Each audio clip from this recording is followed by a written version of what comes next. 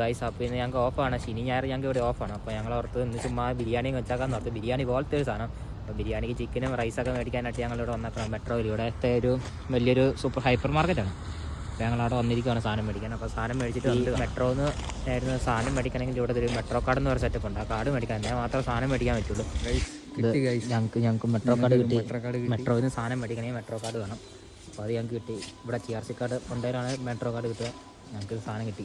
ഇനി ഇവിടുത്തെ അറിയാം ഇനി ഇവിടുത്തെ സാധനങ്ങളെല്ലാം ഞങ്ങൾ ഈ കാർഡ് വെച്ച് വാങ്ങാൻ. അതെ ഇത് ഈ മെട്രോ ഫുള്ളും ഞങ്ങൾ വാങ്ങാൻ പോവാണ്. പക്ഷേ പൈസ കൊടുക്കണമെന്നേ ഉള്ളൂ. അതെ ഗൈസ് ഞങ്ങൾ വൺ ഷോപ്പിംഗ് കഴിഞ്ഞ് ഞങ്ങൾ വെളിയിൽ ഇറങ്ങി. അജയ് വൺ ഷോപ്പിംഗ് ആയിരുന്നു. സാധനമൊക്കെ മേടിച്ചു. പക്ഷേ ബസുമതി റൈസ് മാത്രം കിട്ടിയില്ല. അതിന് വേറെ ഷോപ്പിൽ പോയി മേടിക്കണം. ഒരു ബസുമതി റൈസ് മേടിക്കാൻ വേണ്ടി ഒരു 3-4 കട കയറി. എന്നിട്ടാണ് സംഭവം കിട്ടിയത്. ഇത് മേടിക്കാൻ വേണ്ടി മെട്രോയിൽ പോയി, ലോക്കലിൽ പോയി, ഉള്ളടുത്തുള്ള സകല സൂപ്പർ മാർക്കറ്റിലും പോയി. എന്നിട്ട് സാധനം കിട്ടിയില്ല. ഏറ്റവും അവസാനം ബോണസ് എന്ന് പറഞ്ഞിടത്ത് കിട്ടി.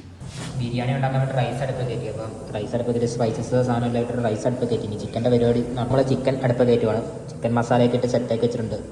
റൈസ് റെഡിയായി ഞാൻ അങ്ങോട്ട് മാറ്റി വെച്ചിട്ടുണ്ട്. ഇനി ചിക്കൻ എടുത്ത് അടുത്ത കയറ്റുവാണ്. അപ്പോൾ ഞങ്ങൾ ബിരിയാണിയൊക്കെ ഞങ്ങൾ എടുത്ത് വിളമ്പി വെച്ചിട്ടുണ്ട്. ഇത് ബിരിയാണിയാണിത്. ഇത് എങ്ങനെയുണ്ട് കാര്യം ബ്രോ? ബിരിയാണി എങ്ങനെയുണ്ട്? കൊള്ളാതെ ഉള്ള കൊള്ളാം. അജയ് എങ്ങനെയുണ്ട്? ബിരിയാണി എങ്ങനെയുണ്ട്? സൂപ്പർ, ഒരു രക്ഷയില്ല.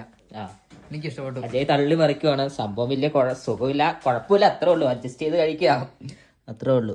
അപ്പോൾ ഞങ്ങൾ കഴിച്ചിട്ട് വരാം. അപ്പോൾ ശരി.